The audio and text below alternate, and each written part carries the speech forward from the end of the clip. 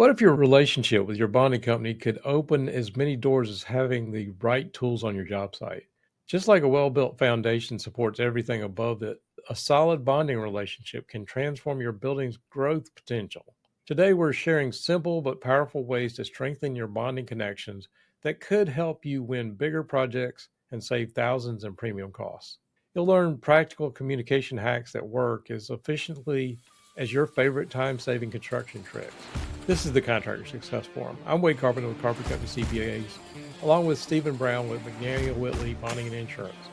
Stephen, what's the most dramatic turnaround you've seen when a contractor finally fixes their bonding relationship after years of struggling to work with them? It's about profit, Wade. It's all about profit.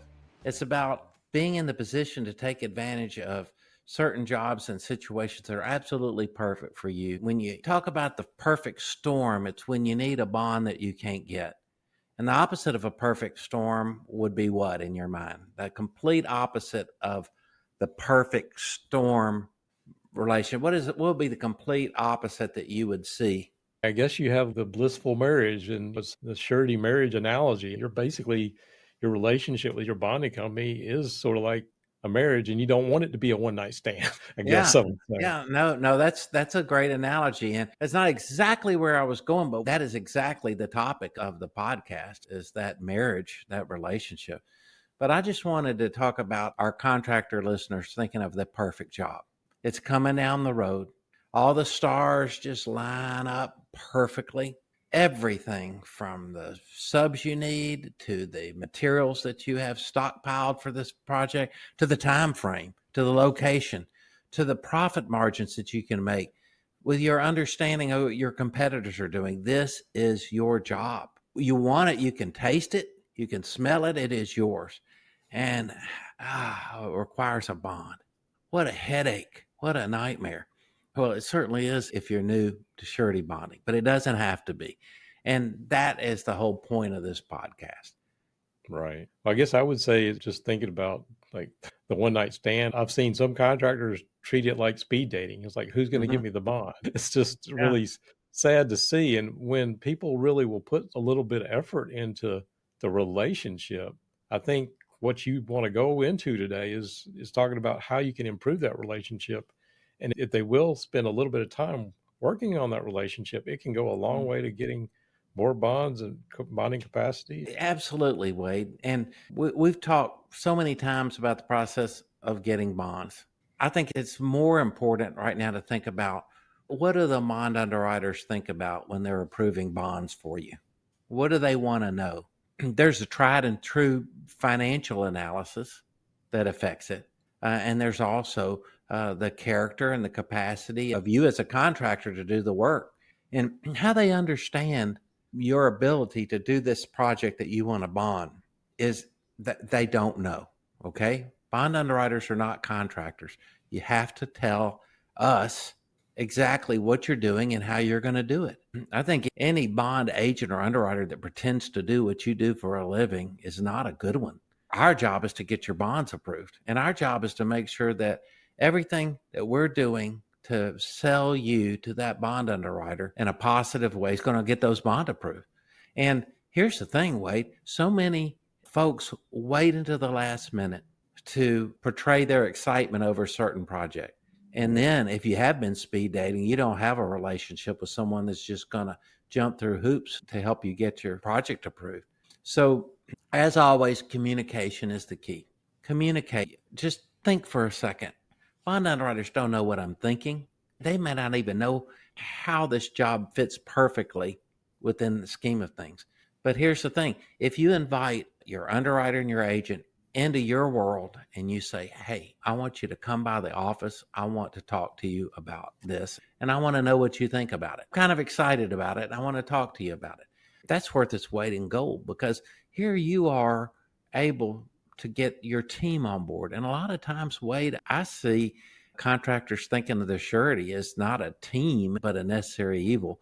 And that's just not the right way to look at it. Yeah, that sort of goes to where I was actually going to go with this. Too many people, a lot of times they think their bond agent is in their corner, but their underwriter, that's sort of like contentious relationship. And But you think about your underwriters, somebody that has like financial x-ray vision. You wouldn't lie to your doctor about a pain in your chest because they're going to find it in examination anyway. But if you're hiding your financial problems, it only postpones the inevitable. And it just sometimes makes the treatment more painful. Right.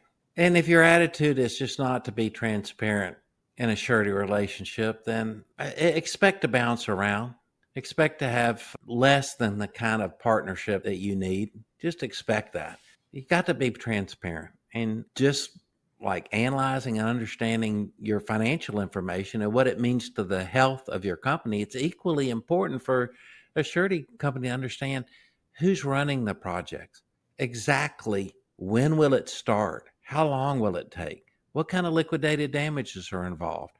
Are you worried about materials and the pricing? Are you worried about the weather? All these things that generally you worry about, and you say, well, this is not something my surety company needs to know. They just need to know that I know. Take a few minutes. I've been begging our listeners to stop what you're doing and plan job site visits with your agent and your underwriter. They love it, and you got a project that you're proud of. It is worth its weight in gold to establish those relationships. Absolutely. And I guess I would say too, you think about it like having GPS on the job site, your project management system, your costing system, that kind of stuff. And if you can show them that you're on top of that and that you know where you are, you can demonstrate like on the job site, like you were talking about. These surety companies hate surprises, just the way you hate the GPS saying, okay, well, turn around now. Mhm. You don't want to go 10 miles out of your way and then it says, okay, all of a sudden, let's turn around. Right. Well, navigating where you're going with your relationship and giving them a clear path to understanding how your job's going to get done. I think that can go a long way to getting your bonds approved, right? It does. Wade, you're so right about that. It's everything to getting your bonds approved, but it's also to keep things going smoothly and to be able to jump on things quickly that need to be handled. Think all the time about how we as people do business with people that we like. We do business with people that we trust, and it's the same in the surety industry. But here's the thing I think a lot of our listeners don't seem to understand. The right bonding company and underwriters and home office support system and their legal department are worth their weight in gold to you as a resource of information, of advice. And if you don't ask for it, you don't get it. It's the same thing I tell our contractors about loss control and safety. You want an insurance company with a great safety loss control support section. That's what keeps your claims down. And there's so many resources they are desperate to give you if you just ask for it. Same with bonding. Yeah. Along the same lines, the GPS that I was talking about, we don't want to say we've been driving in the wrong direction for hours. What I would say is, yeah, if you need the help, they're there to help you. And I think communicating regular updates like a GPS system, okay, well, you made your wrong turn, or here you need to turn here. Regularly updating the surety the same kind of way. It's, hey, if we can really get in there and let them know what's going on, they're going to have a lot better level of trust. You Mm-hmm. think that's right? I think that's just dead on. I heard someone say the other day that when Tesla upgrades their software for their ability for their vehicles to be self driving, when they update their software, it's not 10% better, it's 10 times better than it was before. And you need to upgrade your relationship with your surety company. And it takes a little bit of work, but it's so rewarding. And it's lifetime friendships. How many times are you, as a construction company owner, feel like a lone wolf out there? And then you have partners. You have partners that care about how you're doing and have good advice for you to keep you from making crazy mistakes. It's why we do the podcast. We do it because it's so important from your standpoint for contractors to understand that you can engineer profit backwards.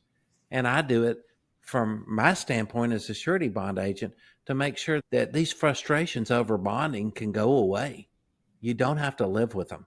You don't have to hate the situation. If you embrace it, it's amazing what good things will happen. I know you're the one dealing with contractors every day, but I've sort of also deal with the bond agents, and I've seen some of these things that are happening. And from my perspective, I think those that want to have a good relationship, that it's a long-term thing. So say you're trying to go on a diet or whatever, you're trying to all of a sudden dress up your financial statement so that you can get a huge bond. You got a big job out there. So you go on this crash diet and it's unhealthy and it never lasts, and things can go wrong very quickly when you do these crash diets. But when you start changing your habits, your daily habits, maybe build some strength or eating well or whatever, it's the same kind of thing. These contractors, if they will start putting these things in place and get a very disciplined structure, get your financial house in order is one thing I say all the time. Making sure you have that relationship with the agent as well as the underwriters and getting to know them. It doesn't happen overnight, but when we build it over long term, that's when they will come through for you. That's what I see, is that Mhm. they will come through for you when you got a proven track record and you're not swapping bond agents every other year. Yeah, people that hate bankers and they hate surety relationships, they just don't seem to get that, Wade. They say, I just hate the whole relationship. They don't see what power is involved with trust and friendships in the financial world and in the surety bonding and in the banking business. When your back's against the wall and you've got a temporary setback and you're doing everything that you can do to run your business and manage your business prudently, then these relationships come in handy when you have problems. And when I talk about problems, I could tell stories about problems occurring with the best contractors that are doing everything they need to have a good relationship in place and to run their company properly, things that come up. And it's literally why we do this podcast, Wade, to make our listeners aware of these things that come up. In my business, it happens all the time. We do not want it to happen to any of our customers. We want it to be smooth, we want it to be open, and we want you to enjoy and appreciate what relationships can do for your surety bonding program. Well, I guess I think about it more like, okay, well, you're running a three-legged race and you're tied to your surety company, your bond agent. You can't really get where you want to go if only one of you is pulling one side and the other, and you're golf going in a different direction. So clearly, you're going to trip up if you're not working with these people in lockstep with them. So that's where I see that, really need to focus on how you're building this relationship and what it takes. What would you say that a contractor should do if they don't have a relationship now? What would you recommend they do? To start having a relationship, are you doing enough bonding activity that you consider your business important to the surety company that are approving your bonds? And if so, have you met them? Have you developed a relationship with that particular company, not just your bond agent? That's worth its weight in gold. You were talking about speed dating versus a long term marriage that works, that's happy, that's successful. That's what we're all shooting for here. And a good marriage doesn't come through magic. It's hard work, and it's building up a strong foundation and trust. Oh, trust is the key thing. Good, strong marriage. And it's always something you can work on. And it's the same with surety bonding. The key relationships are everything.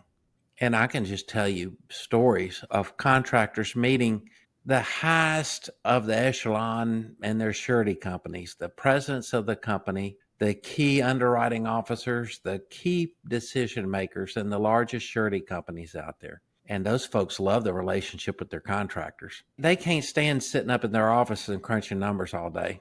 They want Yeah. to be out there being part of the project. And that's what makes their job fun and interesting and exciting, is to be valued and to be part of a team. Makes a lot of sense to me. But I do, like I was speaking with a young man yesterday that he's really in his first year on his own and he didn't have a relationship. I asked him, like, are you going to be doing bonded work? And he's like, well, I'd like to, but I don't know where to start. I don't have a relationship with somebody right now. It's something that happens over time, just like the teenager trying to get credit. You've got to work on it, and it doesn't happen overnight. But the thing is, people wait, and I know you complain about this all the time. It's like, I got to have a bond. I'm bidding something tomorrow. Well, if you haven't already figured that relationship out, what would you tell that person that I spoke to yesterday? You got to start somewhere. Find a good bond agent that specializes in construction. And there's a difference, I would say, between any entity, either online or a predominantly property and casualty driven insurance agency that doesn't specialize in contractors. You want to find that person and you want to at least reach out to them and start talking and getting advice on how to get what you need. And also, what situations might come up. We've had so many podcasts that we talk about, and the economic climate of the day we're doing the podcast, either one of us are excited about opportunities that we're seeing out there. We're seeing opportunities that our listeners need to consider to grow their business and make more profit. If you don't know what the possibilities are, you can't understand why these relationships are important. So it's real simple. If you're building municipal work or federal construction work, surety bonds are required on all of that. You're going to need a bid bond to bid the project. And if you're selected to be low bidder, if you're awarded the project, you're going to need performance and payment bonds. So it's real simple. I got to turn in a bid. Oh, gosh, it requires a bid bond. When's the bid due? It's due on Thursday. Well, what's today? It's Tuesday. So that old expression, if you have to look in the yellow pages for a good attorney, it's too late. It's the same with the bonding relationship. You can speed date your way online and see if a credit scoring bond might be approved for you if the project's not too big. But isn't that frustrating? Because the project is just over $750,000 in size. And now all this information is required. And it job bids. Okay, so you just have to pass on that job, right? Or bid it with a cashier's check and try to work out the details later. Is that what you want? If you've gone through that once or twice, you don't ever go through it again. So I guess that's a learning curve. Absolutely. And I guess I would say can't use names or whatever, but if you go to try to find a bond at the local insurance shop where you got your homeowner's insurance or your personal auto insurance, that's probably the wrong place to go. Stephen, are you willing to talk to people that like our listeners if they've got questions, or can Of you, course. if they're in different Yeah. states, do you have the ability to work with them whether they're Yeah. in Memphis or not? Well, we operate in every state, and I'm happy to talk to anybody anytime. That's my job. That's my passion. That's what I do, and I love it. So if I can help you in any way, I most certainly will. And if I'm not the best person to help you in your particular situation, I'd be happy to give you advice on how to find the right person and help you along the way. That's why we do this, Wade. Yeah. Uh, Well, I've seen you given so much good advice over the years in doing this, and it's hard to believe we're in our fifth year of doing this now. But how can they reach you? I mean, we could put your contact information in the show notes, but Well, it's the McDaniel Whitley Insurance and Bonding. We have multiple locations. Our main office is in Memphis, Tennessee. And you can reach me by my email, Stephen@mcwins.com, or call me. My cell phone number is 901-340-8085. Just give me a ring. Leave me a message, because if you call my cell phone and it shows up as spam, I don't answer. Please try again. My fault, not yours. Just give it another shot. I'm happy to talk to you. But thank you, Wade, for those kind words. And I wanted to really have our listeners know that wherever you are and whoever you're working with on your bonding, you need to ask more questions about how to make that relationship better. Your bond agent is going to appreciate it. And if your bond agent's too busy to help with that sort of thing, you need another bond agent. Okay? Maybe they're too busy or think they're too important to deal with your needs. And that's not going to help your relationship. You want a bond agent that really, really wants to connect you with the surety that you're doing business with and develop a relationship. And believe me, when those two things come together, great things happen. absolutely. And I've seen it when somebody finally gets with the right bond agent. It's gold, like you say. Sure. And Zoom meetings are great if you already know the individuals involved. If you're already friends, you already have a relationship. Zoom meetings are a great way to communicate quickly, because you know how much you can tell on a Zoom meeting by being able to look at someone. Right. You don't get that over the phone. So schedule some Zoom meetings, have your bond agent set them up, discuss projects. And if you're working on a project that you know is going to be extremely large and bonding might be an issue, don't wait. Start talking to your bond agent now about it. If it is so much more than a project that you've done before and everything is in place, That bond agent said, I understand the elements. I think I can sell it without a meeting with the underwriters. Let me see what we can do. Then you're so much ahead of the game. You don't have to have all the facts on a job to start talking to your bond agent about it. If it shows up on your radar, we want to know about it because timing is everything. And one of the most rude things that you can do to a bond underwriter is to rush them to make a decision. I never forget my old boss was being absolutely beat up by an agent for a decision that was not warranted. The elements weren't in place to approve that, but he was being pushed. And he said to the agent, he goes, You want a decision? You want a decision now. Okay, I understand. The decision's no. And that's not what you want.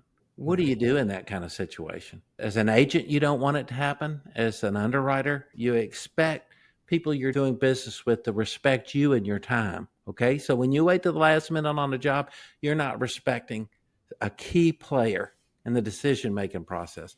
It's just like, you remember, Wade, I think I told you, I was raised by my dad, who was a World War II vet. And if you're not 15 minutes early to an appointment, you're late.